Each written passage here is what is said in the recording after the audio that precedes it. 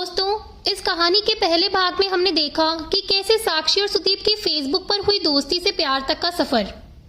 प्यार के चलते साक्षी सुदीप से हैदराबाद से मुंबई मिलने गई और एक होटल के कमरे में उसने अपने आप को नग्न अवस्था में पाया। उसे समझ आ गया था कि उसके साथ रात में गलत हुआ है। वो ये सोचकर रोने लगी। उसके बगल में सुदीप सो रहा था।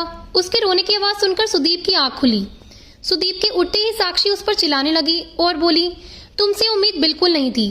पर सुदीप शहर का एक शातिर लड़का था। उसे लड़कियों को बहलाना खूब आता था। उसने बोला, तुम थोड़ी नींद में थी तो मैंने दोस्तों को उनके घर भेज दिया और उसके बाद ये सब हो गया। फिर उसने उसे बहलाने के लिए प्यार मोहब्बत की बातें और उसे शांत रखने के लिए शादी का भी वादा कर दिया। शादी की बात सुनकर साक्षी थोड़ा शांत हो गई। अब उसके मन में विचारों की एक आंधी थी। एक तरफ उसे ये ख्याल था कि उसकी मर्जी के बिना रात को सुदीप ने उसके साथ ये सब किया। दूसरी तरफ वो सुदीप से प्यार कर बैठी थी।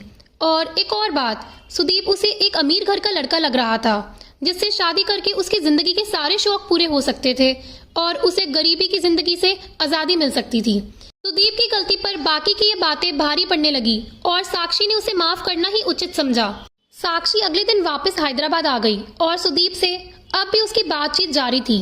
एक सप्ताह के बाद सुदीप ने उसे फिर से मुंबई बुलाया, पर साक्षी इतनी जल्दी मुंबई नहीं जाना चाहती थी तो उसने मना कर दिया।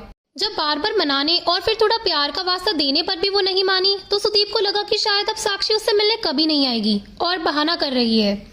तो उसने अपना असली रूप दिखाना शुरू कर दिया।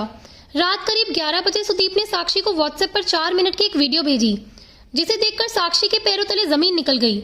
उसका चेहरा पसीने से भर गया। उसके होश पूरी तरह से उड़ गए और उसे समझ नहीं आ रहा था कि ये सब कैसे हो गया। यह वीडियो उसी रात की थी। इस वीडियो में सुदीप और उसके दोनों दोस्त जानवरों की तरह साक्षी को इधर उधर नोच रहे थे। साक्षी को आज पता चला कि उस रात उन तीनों ने उसके साथ बलात्कार किया था और कोल्ड ड्रिंक में नशे की बात भी उसे समझ आ, पर बात समझने में उसने बहुत देर कर दी थी। सुदीप अब उसे मुंबई आने के लिए ब्लैकमेल करने लगा और अगर उसकी बात नहीं मानी तो वीडियो को हर जगह वायरल करने की धमकी देने लगा। साक्षी गरीब घर की थी जहाँ पैसे भले ना हो मगर लड़की की इज्जत के लिए लोग जान तक दे देते। उसके अंदर इतनी हिम्मत नहीं थी कि वो इस चीज से लड़ सकती और मजबूरी में उसे हाँ कहना पड़ा। सलोनी को उसने बहाना बनाकर फिर अकेले मुंबई जाने देने के लिए मना लिया और इस बार बिना बेहोशी की दवा दी उसके साथ वही सब हुआ और ये अब रूटीन बन गया। साक्षी महीने में 3-4 बार मुंबई जाती और सुदीप के अलावा उसके दोस्त भी उसके साथ संबंध बनाते। शुरू में वही 3 लोग थे, फिर लोग भी बदलने लगे। सुदीप हर बार होता था। साक्षी बहुत परेशान रहने लगी थी, जो सलोनी को साफ नजर आ रहा था। वह बहुत कमजोर भी हो गई थी। उसकी जिंदगी एक सेक्स वर्कर से भी बदतर हो गई थी। वो सलोनी को झूठ बोलकर बहाना बनाकर टाल देती थी। कभी कह देती कि पढ़ाई की टेंशन है, कभी कह देती सुदीप से लड़ाई हो गई है। सलोनी को भी कुछ ठीक ठीक समझ नहीं आ रहा था। सुदीप एक बार तो एक 50 साल के 2 लोगों को भी लेकर आया। बाप से ज्यादा उम्र के आदमी से अपनी इज्जत लुटवाने के बाद साक्षी के अंदर जैसे कुछ नहीं बचा था। ये सब होते होते लगभग 5-6 माह हो गए और इस बार सुदीप ने कहा, अब तुमसे वो मजा नहीं आ रहा, इस बार सलोनी को साथ लेकर आओ, नहीं तो सारे वीडियो वायरल कर दूंगा। साक्षी ने उसकी बहुत मिन्नतें की। वो बहुत रोई कि उसकी बहन को बख्श दो, पर वो नहीं माना। उसने साफ कह दिया कि शनिवार को दोनों साथ ही आना। साक्षी अपनी बहन को इस दलदल में धकेलने को बिल्कुल तैयार नहीं थी। शुक्रवार को वो अपने कमरे में लेटी हुई थी और छत की तरफ देखते हुए बहुत कुछ सोच रही थी। वो सोच रही थी कि अगर पुलिस के पास गई तो क्या होगा। उसे लग रहा था कि वो सलोनी से और अपने माँ बाप को क्या कहेगी। उसके गांव के लोग उसके बारे में क्या सोचेंगे। उसके माँ बाप दुनिया से कैसे नजरें मिला पाएंगे।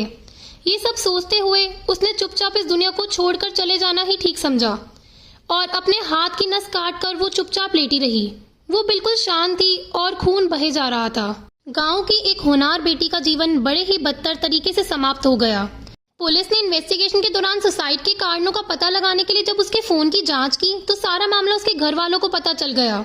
उसके माँ बाप बस ये सोच रहे थे कि काश हमारी बेटी जिंदा होती, वो उसके लिए जमाने भर से लड़ लेते। माँ बाप के लिए बच्चों की जिंदगी सबसे प्यारी होती है। ये बात साक्षी को पता नहीं थी। साक्षी ने गांव छोड़ने के बाद एक गलतियां की। शहर की चकाचौंध के चक्कर में अपने विवेक को खो देना उसकी सबसे बड़ी गलती थी और फिर जमाने के डर से अपनी जिंदगी समाप्त कर देना उससे भी बड़ी गलती थी। पुलिस को पता चला कि सुदीप की फेसबुक आईडी नकली थी। उसका असली नाम रमेश था और वो पहले भी कुछ मामलों में पुलिस से फरार था और अब भी पुलिस उसे ढूंढ नहीं पा रही थी। इस हादसे के बाद सलोनी की जिंदगी पूरी तरह से बदल गई और उसने बेबस होने के बजाय मजबूत होने को चुना। उसने शहर की चकाचौंध से मुंह मोड़ लिया और ग्रेजुएशन पूरे करने के 1 साल बाद ही उसने यूपीएससी परीक्षा में तीसरा स्थान प्राप्त किया और आईएएस ना चुनकर आईपीएस ऑफिसर की पोस्ट चुनी। जब इंटरव्यू में उससे इस प्राथमिकता के बारे में पूछा गया तो उसने सच बताते हुए कहा कि मेरा एक ही मकसद है कि मैं पुलिस की बाकी जिम्मेदारियों के साथ साथ नारी सुरक्षा को सुनिश्चित करूं। अब वो अपने पूरे एरिया में लेडी सिंघम के नाम से मशहूर है। उसने बड़ी ही मेहनत से अपने बाकी बैचमेट की मदद लेते हुए अभी कुछ दिन पहले सुदीप उर्फ रमेश को भी पकड़ लिया।